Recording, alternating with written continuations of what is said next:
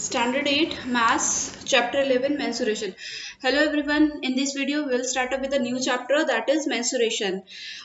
In this chapter we will cover area and parameters of different figures, like we have triangles, we have rectangles, different quadrilaterals like rhombus, and some 3D figures also like cube, cuboid, and their area, surface area, and all these things. Okay, so first we should know the difference between what is area and what is perimeter, or what are the different conditions in which we will calculate area or we will calculate the perimeter. Okay, suppose there is a rectangular plot. Okay,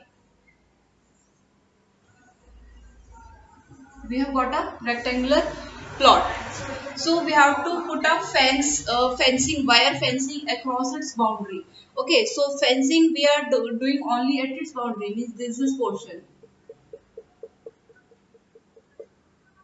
is this dotted portion. Okay, we are covering or we are doing the fencing of this rectangular plot over its boundary. So in such cases where we are doing fencing or we are doing wiring of the boundaries, in this type of cases we calculate the perimeter, or so therefore perimeter is the sum total of boundary of any figure. It can be square, it can be rectangle, it can be triangular, trapezium, any figure. Okay, so perimeter is the external boundary or the sum of external boundaries, in simple words. Okay, when we talk of area, area is a region enclosed by it.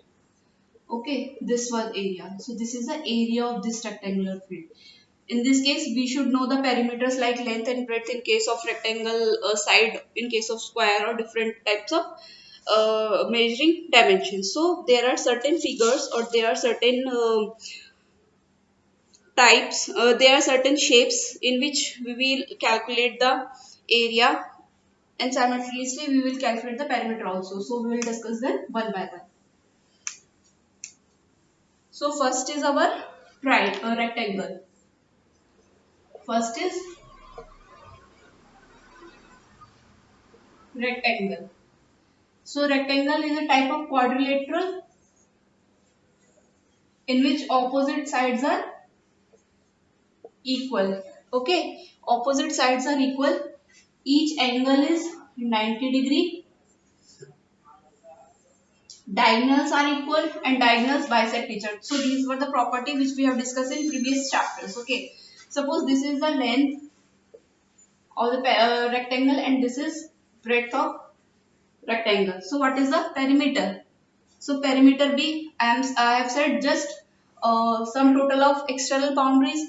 If this is L, this will also be L, and if this is B, this side will also be B, because opposite sides are equal. So perimeter in case of rectangle will be this L plus B plus L plus B. So it is 2L plus 2B, or twice of L plus B. It means perimeter of rectangle is twice the sum of length and breadth. So this is the perimeter of rectangle. If we talk about area, so area is region, this region enclosed by its boundaries. So it will be length into breadth. So unit of perimeter will always be, it can be meter if the measuring sides are in meter, it can be centimeter, it can be kilometer, or whatever. Okay, because there is only one dimension, we are just measuring the length. So units can be meter, centimeter, millimeter, kilometer, whatever be the measuring sides. And in case of area, it will be meter square, because two dimensions are being taken. One is length and one is breadth, and they are being multiplied. So it can be meter square, it can be centimeter square, it can be kilometer square, or whatever that these dimensions. Okay. So this was the case of rectangle. Now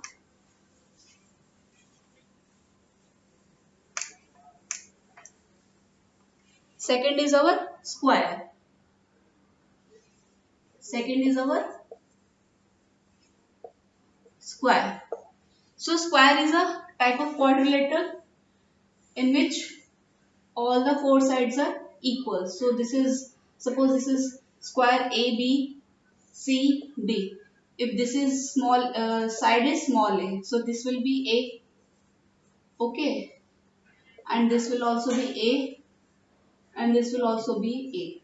So the perimeter will be, perimeter I have told, sum of external boundaries, it will be a plus a plus a plus a, that will be equal to 4a, or 4 into side of square. Okay, now area will be a into a, like it, in case of rectangle it was l into b, or it will be a into a, or we can say a square, or we can also say side square. So this is the area of square. Now third type of shape we have, third type of shape we have triangle. So it is not quadrilateral, because quadrilateral has four sides. So it is quadrilateral, oh sorry, triangle ABC. So area will be for, for perimeter, you can add up all the sides, side AB plus BC plus CA. It will be the perimeter. In case of equilateral triangle in which all the three sides are equal, it will be simply thrice of the side. Okay. So in this, I am taking the generalized triangle in which we are not confirmed, or we are not sure whether all the three sides are equal or not. So it will be, perimeter will be AB plus BC plus C. This will be the perimeter. It can work for any type of triangle, whether it is an equilateral, whether it is scalene, or whether it is an isosceles triangle. Okay. Now for area.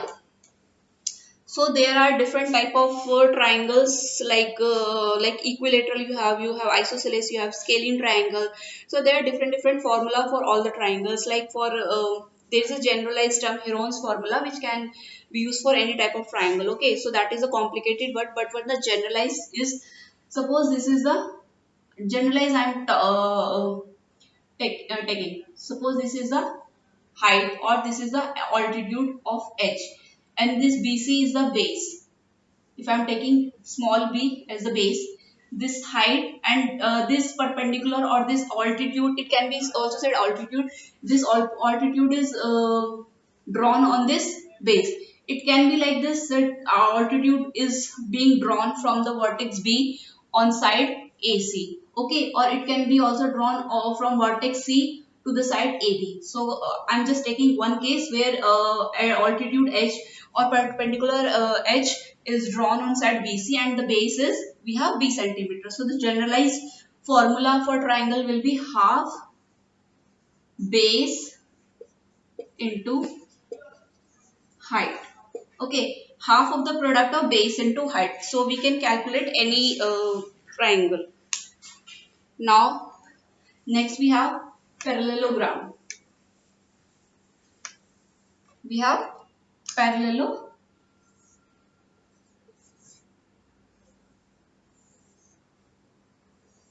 So this is P, Q, R, S. So perimeter you can easily calculate, adding up all the sides. It is PQ plus QR plus RS plus PS. So this will be the perimeter. Now you know that diagonal of a parallelogram we have opposite side parallel and equal.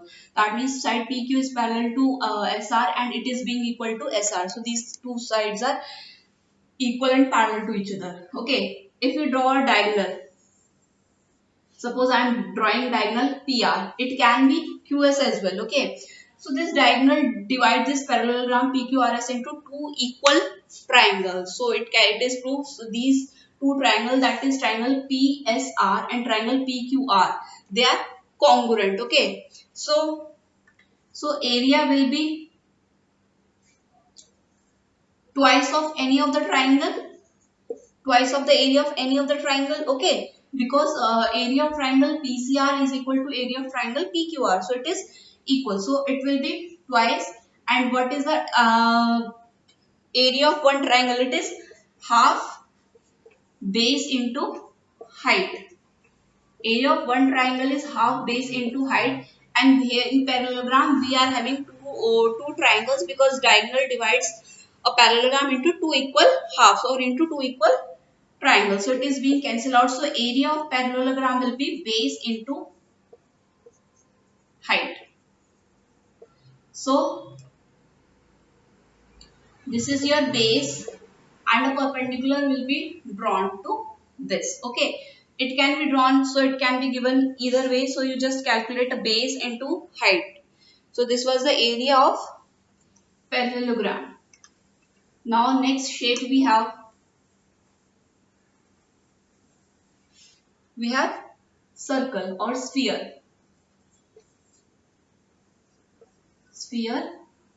or we can also call circle. So this is circle we have. So here we don't have any shape. So we are being provided with radius of this same. So this radius r will be same everywhere from the center point. It will also be r. This will also be r. This will also be r. Okay, it is same. So this is radius and perimeter of circle we have 2 pi r, and this pi has got value 22 upon 7 or 3.14. Roughly we used to take 22 by 7 or 3.14. These are the equal. This is the value of this constant term pi. And area of this circle will be pi r square, or pi into square of radius. So this was the basic shapes of different shape. Like we have discussed 5 shapes here. Now there are certain categories, some special quadrilaterals, like you have trapezium or rhombus or these type of quadrilaterals. So for that we will discuss in later section. Okay.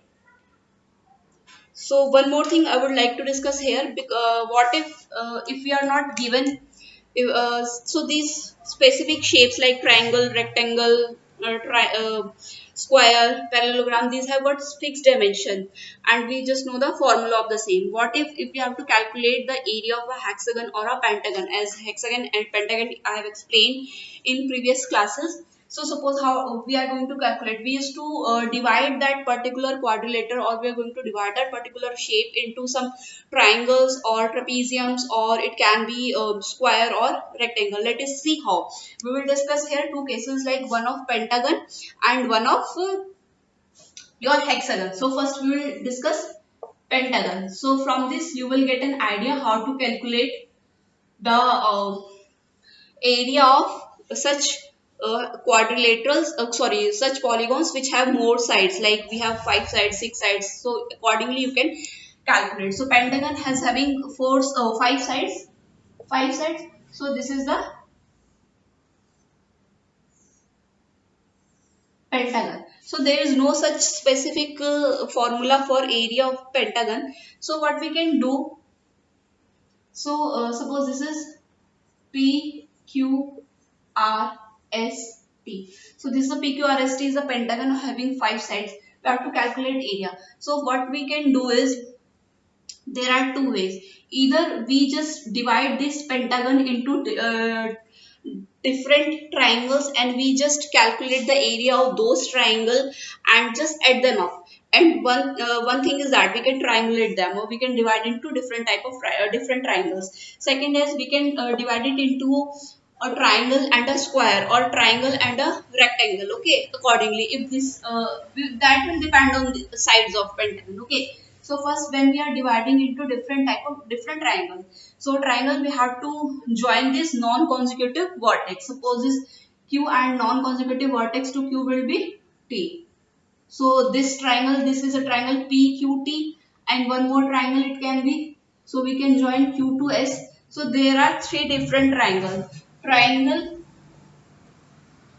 PQT, triangle this QTS, and triangle QRS. So individually we can calculate the area of these triangles by that formula, like how base into height, and we can add them up, because this pentagon consists of these 3 triangles. We just calculate the area of these 3 triangles, and we can add them, so in order to get the area of this pentagon. So this was one way where we can triangulate the given shape.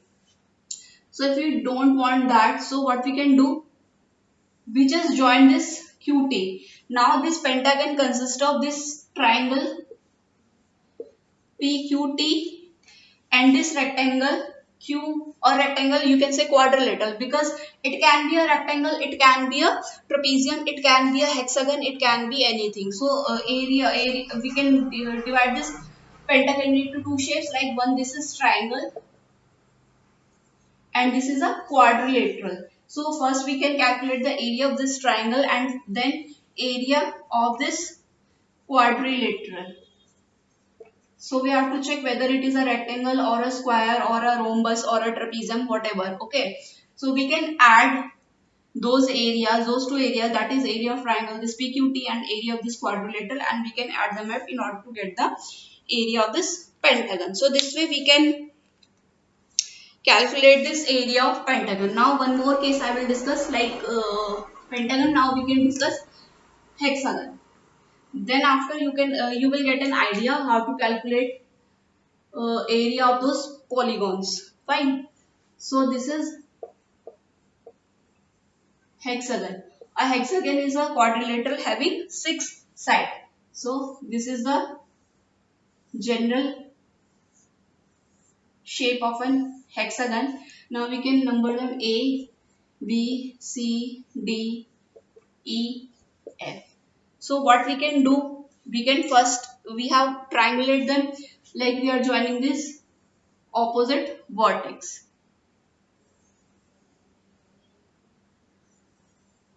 So now this hexagon is made up of 4 triangles, that is triangle A, B, F, this triangle B, C, E,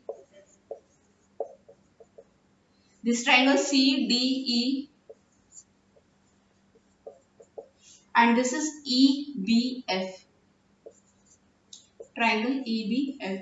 There are this one, this one, this one, and this one. There are 4 triangles. So we can individually calculate the area of those 4 triangles and just add, we will get the area of hexagon. If so this is one method. Now again, like that we did in case of pentagon, we can also,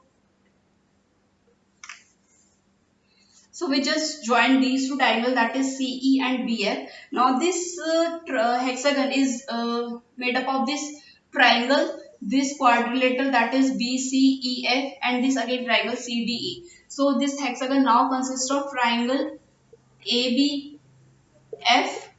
We have quadrilateral BCEF, BCEF. Now we have CDE. Again one triangle CDE. We can individually calculate these areas, and we will get the, on adding those areas we will get the area of hexagon. Okay. So these were some special cases of polygons, how to calculate the area of these polygons, and we have discussed different shapes also. So we will start with exercise 11.1 in our next video. Thank you.